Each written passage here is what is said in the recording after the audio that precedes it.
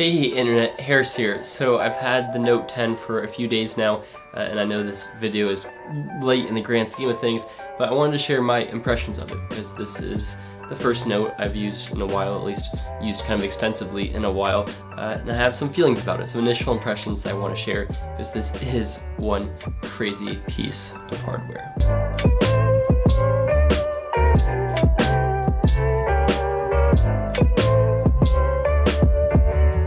Alright, so my right off the bat impression of this was that I still don't like how it feels in my hand compared to other phones. Compared to the cheap Pixel 3a, which has the thicker sides and rounded edges that sits comfortably in the hand, this is not that. So this is obviously a beautiful, innovative design, but it means that the edges are really tapered. And this has been a Samsung thing for years with their Edge devices, which is now basically combined into the regular Galaxy phones. The edges aren't super comfortable, so when you're holding it onto the side, it's a little bit slick, it's a little bit tapered. You don't really have a whole lot to hold onto, to grip onto, and it isn't terrible, but it's not as comfortable. There isn't really much bezel space either for your hands, so compared to something like a lot of the cheaper phones out there, this design just isn't as comfortable to hold.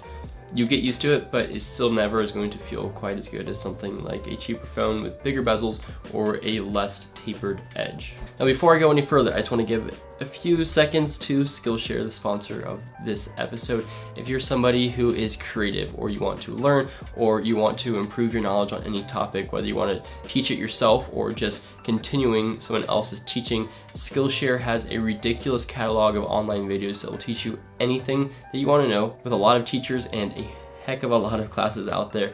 If you are interested in bettering yourself and learning something new or improving your knowledge of something, check out Skillshare. Down in the description, using my link, you'll get a free 2-month trial. No reason not to try it out for free. You can cancel if you don't like it, but if you like it, it's a pretty low monthly cost. If you're interested, again, I'll leave that link down in the description if you want to better yourself and better your mind.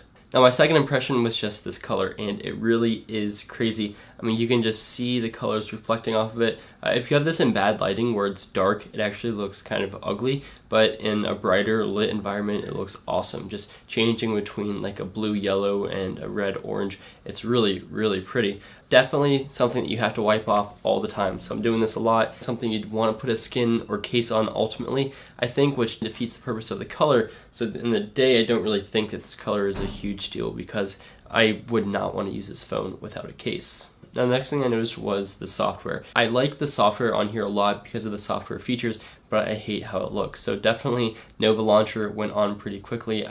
Using the Pixel 3 for the past couple months, I really just like stock Android a lot, actually, especially with the new updates, the newest updates. It looks really good. I hate the software on Samsung's phones. A lot of it you can change and customize, but a lot of things you can't, and it's just ugly, but that's just something that I'm gonna have to live with, and I'll try to customize it as much as I can.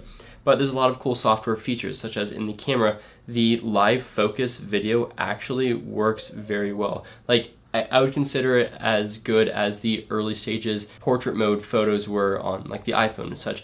Not perfect, you could definitely tell sometimes, but cool, and something people use. And if you're really just in a pinch for a cool shot, or maybe you want to blur out the background of your shot for, uploading it to YouTube, or there's something offensive behind you, this is a really cool, and it works fairly well if you're not moving around too much. And in general, I'm just impressed that this feature is here at all. And then the S Pen. So I'm trying to use the S Pen as much as I can to try to get a sense if it's something that is worthwhile and it's something that makes this phone worth it. I'm going to try to use this a little bit for school and just see how well this S Pen and this big screen will work for taking notes and things of the like. At the end of the day, this does feel a lot like my Galaxy S10 that I used earlier in the year.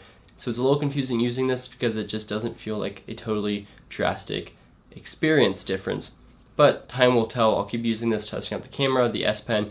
Maybe the S Pen will turn out to be a really killer feature. I think that's it. Thanks for watching, and make sure to check out Skillshare in the description.